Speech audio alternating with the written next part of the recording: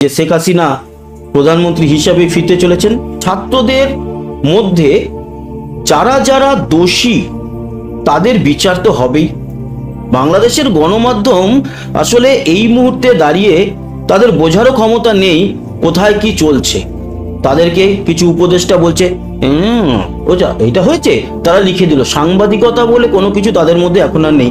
ছিল, যাদের মধ্যে ছিল তাদেরকে তো সরিয়েই দেওয়া হয়েছে, আপনারা জানেন। 5ই আগস্টে গণভবনে যেই যে কীর্তিগুলো ঘটেছিল তার ছবি কিন্তু ধরা আছে ইন্টারনেটে এবং তার কপিও রাখা আছে শেখ হাসিনার কাছে। তিনি এর বদলা তো নেবেন, এবং যখন বদলা নেবেন বা নেওয়া শুরু হয়ে যাবে তখন হয়তো বাংলাদেশের গণমাধ্যম বলবে বাংলাদেশে পৌঁছালেন শেখ হাসিনা। তার কারণ অনেক অনেক বড় ঘটনা কিন্তু এই মার্চেই ঘটবে, এবং ঘটলে আনন্দই পাবো। এই মুহূর্তে বাংলাদেশের সাধারণ মানুষের জন্য এটা ঘটা উচিত।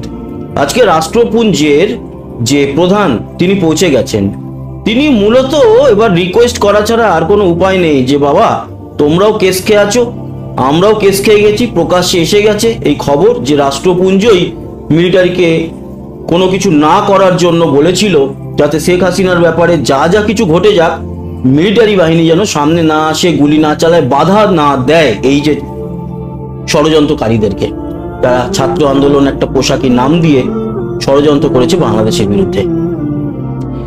এবং সেই রাষ্ট্রপুঞ্জের প্রধান এখন বাংলাদেশে প্রেজেন্ট।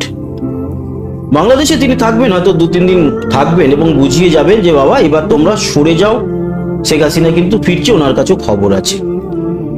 রবি আলম, যিনি আওয়ামী লীগের একজন খুব গুরুত্বপূর্ণ সদস্য, বড় লেভেলের, আমেরিকায় থাকেন, বাংলাদেশের একজন ভোটারও এবং আওয়ামী লীগের খুব ক্লোজ, তিনিও কিন্তু জানিয়েছেন এই কথা। তারপর আসছি যে কেন এত হই হই করে বলছি। টাইমস অফ ইন্ডিয়া কিন্তু খবর ছেপেছে যে বাংলাদেশে শেখ হাসিনা ফিরছে অ্যাজ এ প্রাইম মিনিস্টার। আপনাদের দেখাবো তার আগে এই ভদ্রলোকের are not belongs to here in Bangladesh. Bangladesh need Honorable Prime Minister Sheikh Hasina, and this is a message for the people of Bangladesh that she is coming back, and we will come back, and she is coming back as the Prime Minister. And absolutely, and the young generation, you have done mistake, you have done some wrong thing, but that's not your problem. ব্যাপারটা হচ্ছে উনি বলেছেন যে বাংলাদেশের প্রধানমন্ত্রী তো ফিরছেন, chief has come back as a prime minister, এবং ছাত্ররা মিস্টেক করেছে, ভুল করেছে। তবে তাদের অতটা নয়, ভুলটা তাদের সেরকম নয়, তাদেরকে মিসগাইড করা হয়েছে। টাইমস অফ ইন্ডিয়া নিশ্চয়ই খুবই বড় একটি প্রতিষ্ঠান, ভুলভাল খবর ছাপানোর কোনো মানেই হয় না। টাইমস অফ ইন্ডিয়াকে যদি কেউ ভুয়া বলে তাহলে তারা ইতিহাসকে ভুল বলছে, কারণ টাইমস অফ ইন্ডিয়া এরা কোনো খবর ছাপার আগে অথেন্টিক কিনা দেখার জন্য তারা কিন্তু জলেও নেমে পড়তে পারে, এটা অন্তত বলা যেতে পারে। বরঞ্চ এই যে ভুয়া ভুয়া আপনারা বলেন না, আপনাদের বাংলাদেশের খবরের কাগজগুলোকে এখন ভুয়া ভুয়া বলুন না, যে কেন আসল খবরগুলো আপনাদেরকে দেখাচ্ছে না, তাদের বলুন, তাদের অফিসের সামনে গিয়ে ভুয়া ভুয়া করে চিৎকার করুন, তাহলে জানতে পারবেন আসল ব্যাপারটা কি হচ্ছে। আমাদেরকে ওই বাইরে থেকে ভুয়া ভুয়া বলে লাভ নেই, আমরা আপনাদের জন্যই খবরটা তৈরি করি, সঠিক তথ্যই দেওয়ার চেষ্টা করি। বাইরে অনেক কিছু ঘটে গেছে দাদা বা ভাই বা বোন যারা দেখছেন, বা কাকু কাকিমা চাচা চাচি যেই দেখছেন এই নিউজগুলো, তাদের জানিয়ে রাখি যে বাংলাদেশের ভিতরে থেকে আপনারা অনেক কিছু জানতেই পারছেন না, জানতে দেওয়া হচ্ছে না। বাংলাদেশের বাইরে থেকে আমরা অনেক কিছু জানতে পারছি, আমরা বাইরে থেকে বাংলাদেশকে দেখছি, উপলব্ধি করছি ঘটনাগুলো, যেগুলো আপনাদের কানে পৌঁছাচ্ছে না। টাইমস অফ ইন্ডিয়া কি লিখেছে? টাইমস অফ ইন্ডিয়ার মতো পেপার লিখেছে, এটা কিন্তু 12 তারিখ লিখেছে, ওকে। টাইমস অফ ইন্ডিয়া দেখতেই পাচ্ছেন, এবং আমি কোনো স্ক্রিনশট বা এডিট নয়, একেবারে ওয়েবসাইট থেকে, তাদের যে মেন ওয়েবসাইট সেখান থেকে দেখাচ্ছি। লিখেছে Sheikh Hasina coming back as PM, Awami League leader thanks India, মানে ইন্ডিয়াকে থ্যাংক ইউ জানিয়েছে, সেজ বাংলাদেশ ইউথ মেড মিস্টেক। বাংলাদেশের ইয়ং জেনারেশনেই আর কি ছাত্রদের কথাই বলা হয়েছে, তারা ভুল করেছে, এবং এখানে অনেক বড়ভাবে লেখা আছে আর্টিকেল, সেটা আর আপনাদেরকে পড়ে সময় নষ্ট করছি না, শুধুমাত্র এই বিষয়গুলোই আপনাদেরকে জানাতে এলাম যে আমরা ভুল বলছি না। এবার কিছু আলোচনা করি, সেটা হচ্ছে দেখুন কালকে বলেছিলাম এবং আপনারা এখন জানেন যে কালকে নামও বলে দিয়েছি যে এই 12-13 জন যে সেনাকর্তা যারা মেজর জেনারেল, তাদের উপরে কিন্তু লেফটেন্যান্ট জেনারেল বা মেজর জেনারেল, আমি এক্স্যাক্টলি লেফটেন্যান্ট জেনারেল হবে, যাই হোক জিওসি সেই পদে যেতে গেলে তো জেনারেল হতেই হয়, সে লেফটেন্যান্ট বা মেজর কেউ হবে। এরকমই 12-13 জনের উপরে পুরো নজরবন্দি রয়েছে, মানে তাদেরকে গ্রেপ্তারও করেনি, আবার তাদেরকে বাড়িতেও বসিয়ে দেয়নি, তারা অফিস আসছে, ক্যান্টনমেন্টে ডিউটি করছে, কিন্তু তাদেরকে পুরোপুরি নজরে রাখা হয়েছে যে তারা ফোনে কার সাথে কথা বলছে কিনা, এবং ইনস্ট্রাকশনও রয়েছে যে ফোনে যেন পাকিস্তান বা কোনো কারোর সঙ্গে আইএসআই ফোন এলে কথা না বলা হয়। সমস্ত বিষয়গুলো তাদের উপরে চাপিয়ে রেখেছে। কেন? তাদেরকে যদি এখন গ্রেপ্তার করে তাহলে আরো জল ঘোলা হবে। গ্রেপ্তার না করে যতটা তাদের উপরে প্রেশারাইজ করে তাদেরকে নিশ্চুপ রাখা যায় তার ব্যবস্থা করা হয়েছে। এই খেলাটা কিন্তু জেনারেল ওয়াকারুজ্জামানের, সেনাপ্রধানের। এবার আপনারা অনেকেই ভাবতে পারেন যে তার মানে শেখ হাসিনা যে ফিরবেন তার সিকিউরিটির দায়িত্ব কি ভারত নেবে? না, তার সিকিউরিটির দায়িত্বই নেবে হচ্ছে গিয়ে সেনাপ্রধান। এবং আপনাদের জানিয়ে রাখি, শেখ হাসিনা ফিরবে শাহজালাল বিমানবন্দরে নয়, তিনি কিন্তু তেজগাঁওতেই নামবেন। এবং তেজগাঁও বিমানবন্দরকে অলরেডি ক্যান্টনমেন্ট সহ পুরো যে তেজগাঁও বিমানবন্দর, এটা এমনিতেই সেনাবাহিনীর দেখাশোনার মধ্যে থাকে।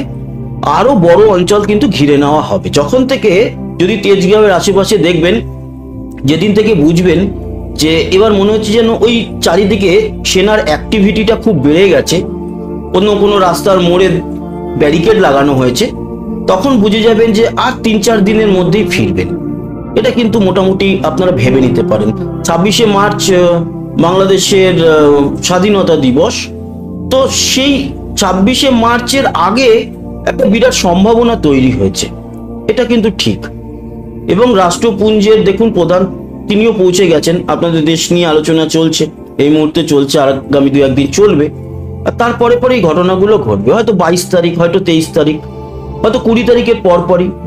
কিন্তু পুরো প্ল্যান প্রোগ্রাম তৈরি এবং ওনার সিকিউরিটির দায়িত্বে পুরোপুরি চলে যাবেন সেনা প্রধানের সিলেক্টেড একটি টিম, যাতে অনেকগুলো আবার লেয়ার থাকবে। মানে ওনার সঙ্গে কথা বলতে গেলেও এবার যে কেউ ফট করে গিয়ে সে আওয়ামী লীগের হলেও কথা বলতে পারবেন না। তারপর আস্তে আস্তে আস্তে আস্তে পুরো ব্যাপারটা শিথিল করা হবে। কিন্তু সিকিউরিটি অবশ্যই ওনাকে এই মুহূর্তে টপ ক্লাস দেওয়া হবে, সর্বোচ্চ। মানে এতদিন যেটা সর্বোচ্চ ছিল সেই সর্বোচ্চর উপরে গিয়েও আরো 100% সর্বোচ্চ যদি বলা হয়, বা সেই সর্বোচ্চ গুণ 1000 ইকুয়াল টু যেটা হয় সেই লেভেলের সিকিউরিটি দেওয়া হবে। আশা করি বুঝতে পারলেন। এই পরিস্থিতিতে তাহলে এই ছাত্রদের কি হবে? ছাত্রদের মধ্যে যারা যারা দোষী তাদের বিচার তো হবেই।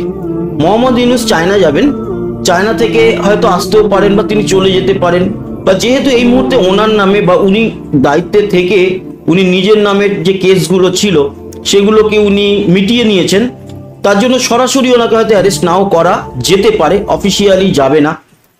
চিন্ময় কৃষ্ণ দাস, ওনাকে রিলিজ করার ব্যবস্থা করা হবে প্রথমেই, একদম প্রথম দিকের যে কাজগুলোর মধ্যে।